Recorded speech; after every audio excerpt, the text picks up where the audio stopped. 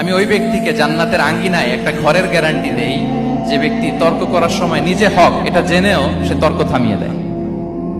অনেক সময় হয় না, অনেকে পায়ে পাড়া দিয়ে ঝগড়া করতে আসে, এরকম আছে না নাই?